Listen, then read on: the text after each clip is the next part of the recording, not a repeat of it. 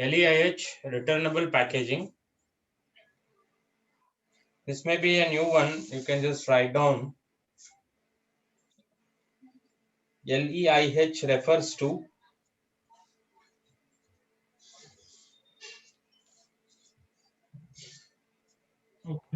reusable packaging material. Reusable packaging material, which the customer is obliged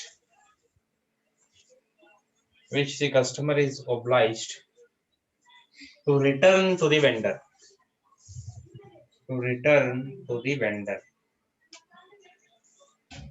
Meaning to say, it comes in a container. You are going to dump it into your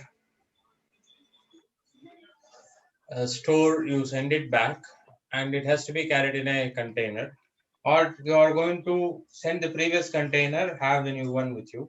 So you are going to keep returning it. You are supposed to return that back to the vendor, which is used for packing again. Anything that comes to your mind when I say this? Coca-Cola bottles. Huh? Coca-Cola bottles, glass bottles. Yeah, glass bottles, but it should be obliged. Like if you just think about cylinders, oxygen or any other Yeah. gas cylinders, where it is for the first one, you are going to make some down payment later on, some deposit or payment later on. It is reused again and again. Many things like that, as containers, uh, tankers, carriers. So these all come under returnable packaging. You are going to return the packaging material, and you will be paying every time only which is present inside the container and not for the container. Done? Yeah. So these are few. We'll work on that. You can write down one more: pipeline material, PIP. Pipeline is something which flows like water, electricity. They're called pipeline materials. Whatever I have said is SAP standards. Yeah. So what I have to do here, I'll take the raw material and make some customization to my requirement, to my company code. So I'll click on position, find ROH. I'll select this ROH, make a note. In this step, click on position, find ROH. Click on position to find ROH. Select ROH. Select ROH. Then next on inventories, you have copy icon. Click on that, copy.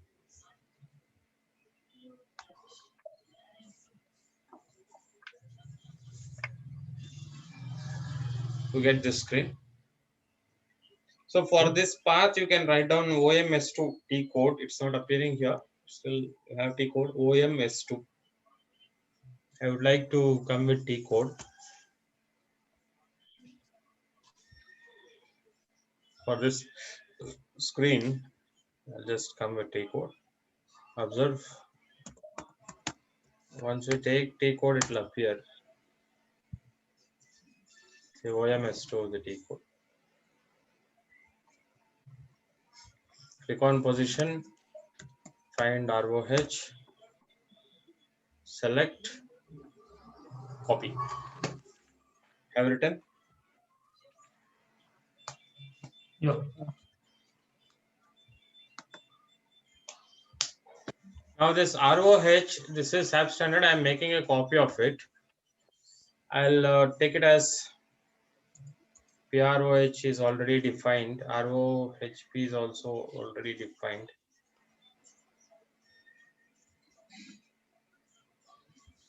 Okay, I'll rename this as PT RM, raw material for Ptpl. I'm just renaming it. Field reference material type should be ROH here. You just make a note of all these settings what I am speaking about. Just make a note of them. Field reference material type is ROH.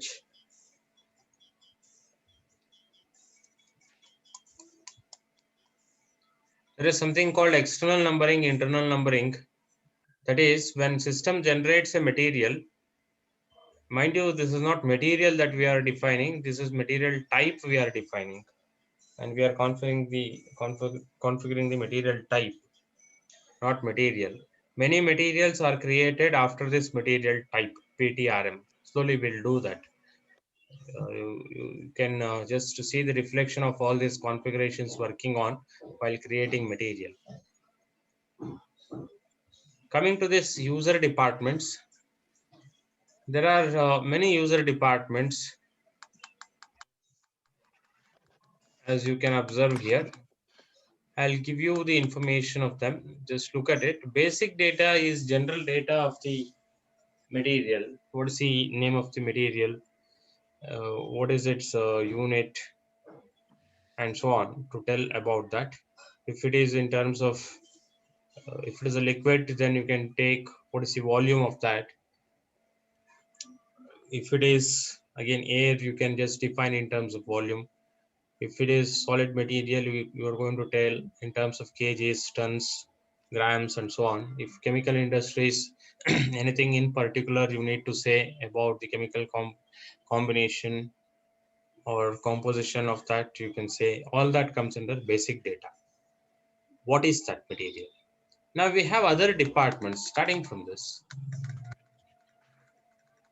See, work scheduling, MRP, materials requirement planning, production, all these come to PP, production. Accounting, classification, what you are saying, accounting is for finance, costing also. Then forecasting, we have sales related views that comes into sales and distribution. QM, quality management, WM, warehouse management. For MM, it is purchasing. We need to look into purchasing view of material creation, and also to some extent MRP, not all. MRP. Of course, basic data is required. And apart from that, what is necessary in accounting view, so that by material type, we can trigger the account to which it has been assigned. So to that extent, in the accounting view, these views, while creating material, we are going to define. However, here, all departments are to be selected as of now. See, I am deselecting it and selecting. If I just click on the row, it will get selected. So I'm selecting this. All are to be selected here. So select all departments. You can write down. Select all departments.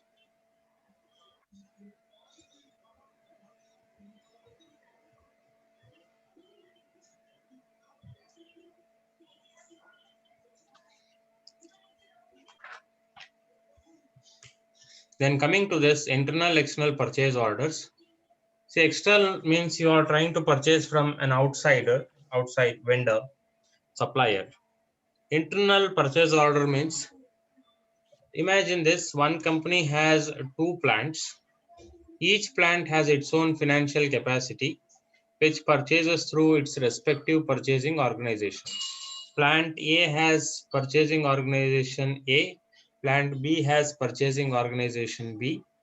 Now, if plant A needs anything, it goes through purchasing organization A, and plant B needs something, it goes through purchasing organization B. Now, purchasing organization A and B, they may have monthly purchasing power of 10K, 10,000. Because they are separate when it comes to financial power, individual power they have. Now, if you have to get some material from plant B to plant A, then internally you should raise a purchase order. That is internal purchase order. Because the finance capacities are individually defined. If they simply transfer the stock because it is under the same company, then they are compromising on their financial power, so which is not generally done. You are supposed to raise internal PO and pay them, take that. If you are purchasing it from all the way outside, then it is external procurement. You are going to receive it from outside. That is external purchase order. Hope you understood these two terms: internal purchase order, external purchase order. Yeah. Now we have three options here. External purchase order. One with zero. No external purchase orders allowed. For raw materials, we cannot do this. We need to purchase it from outside. No company can be self-sufficient with raw materials. So that is taken from outside. External purchase orders are to be allowed. So first option cannot be defined. The second is external allowed, but with some warning. Means to what extent you can purchase, a certain warning is defined, some caution is defined. Then you are going to define it as one. One is external purchase orders allowed, but warning issue. Maybe in terms of quantity, contract, or type of material that you would like to purchase, or any particular material, and so on, depending on that. Or if it is into overseas. So based on that, maybe some warning or caution defined. That is one. External purchase orders allowed, but a warning is issued. Two is, in general, you are going to simply allow external purchase orders. So for raw materials, we take two generally. Make a note. External purchase orders two. If you click on the drop down, you get the options. Here we are taking two.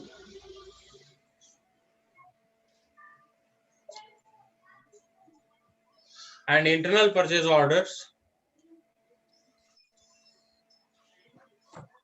define it as no purchase orders allowed for raw materials, thinking that you can simply make stock transfers if it is single purchasing organization. However, these things can be further defined while releasing purchase order in particular. We can have that later, discussions on that later. Now come down to valuation. Valuation, you have two things. One is standard, other is moving.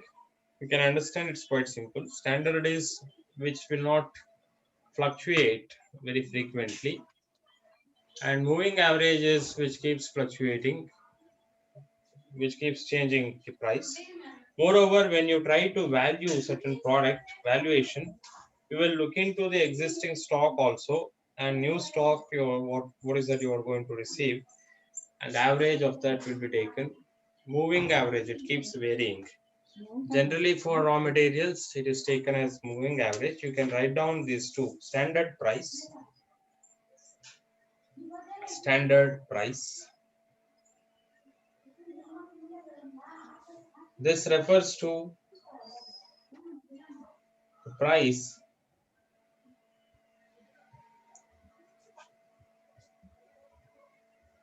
which do not fluctuate much,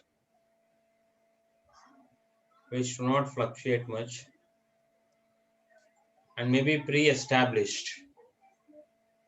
It's like for a finished good, if you would like to sell the product, you fix it. If you are producing it, you are going to fix the price, right? So that can be considered standard price. Moving average,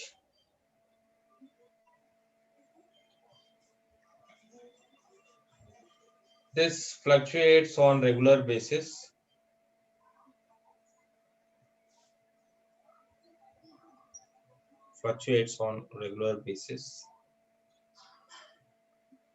Example, you can write prices of raw materials, spares, etc.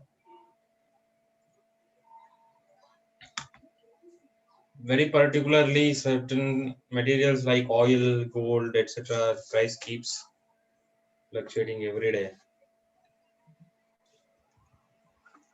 So for time being, I'll go with moving average here. You write down one more thing, valuation. valuation. Below that you write valuation area. Valuation area.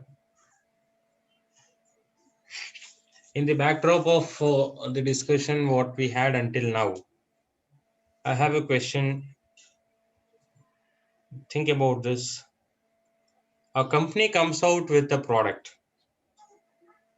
It has many plants. It comes out with a product as the brand of that particular company. Do you think that the price of that particular product varies from plant to plant?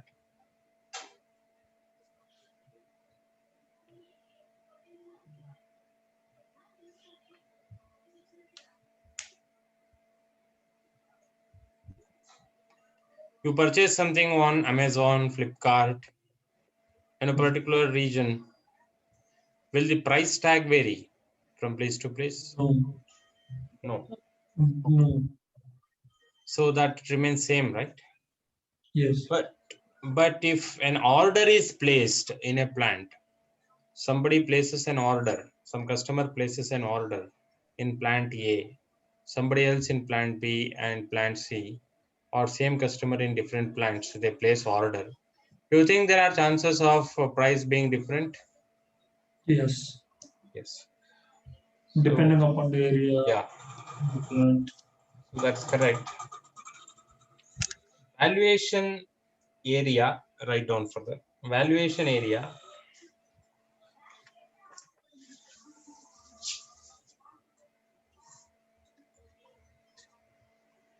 is an organizational level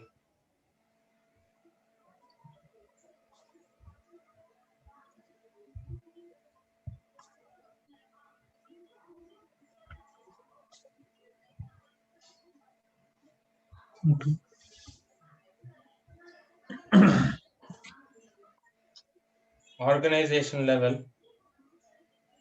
where materials are valued. Materials are valued. There are two types of valuation areas, or there are two valuation areas. One is at company code level, other is at plant level. One at company code level, other at plant level. So at plant level, prices may differ from plant to plant. At plant level, prices may differ or vary from plant to plant. Whereas at company code level, the price remains same in all plants. At company code level, price remains same at all plants. So this is given for you to understand, which is the next part in this. Observe quantity and value updating. It is ideal to have quantity and value updating by valuation area. Whatever the valuation area is, in accordance with that, we have to update it. That will come back. Now, with these settings, I'll proceed. I enter. And again, I enter this.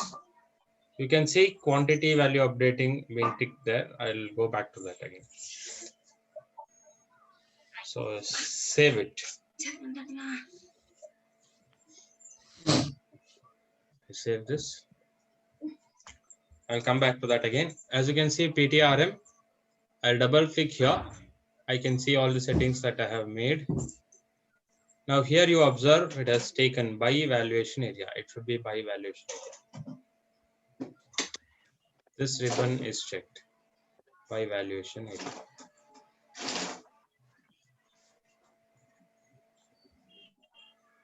One more thing, this account category reference, it is 0001 for raw materials. If you assign something else, then there will be some issue while creating materials. You keep getting errors. So this should be 0001 reference for raw materials. Account category reference 0001. Make a note. So these are the configuration settings in OMS2 for material type. Along with this, after in OMS2 PTRM material type, I have to select this, make a note, select this and double click on quantity value updating under dialog structure. Double click on quantity value updating.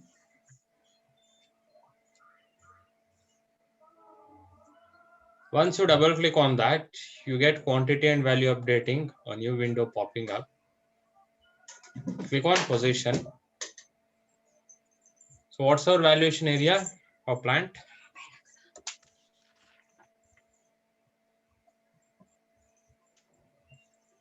Is it Ptpl?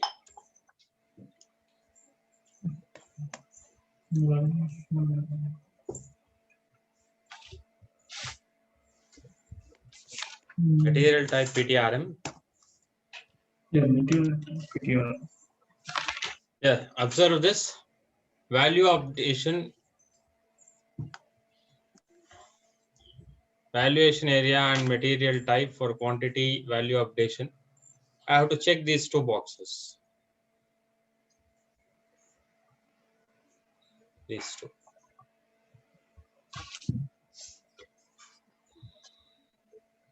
Sorry, PB is not ours. PTBP is ours. PTBP, PTRM. Check these two. Written? No, 1 minute. Yeah, take your time. Right.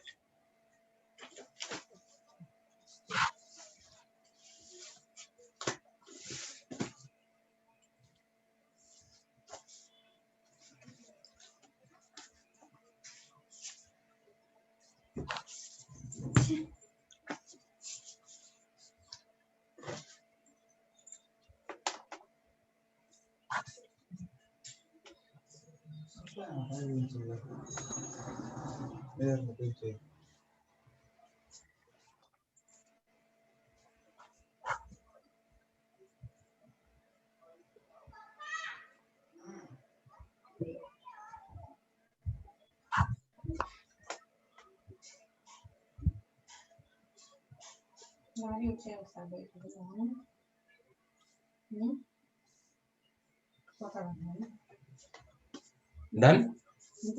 Yes. I'll save it.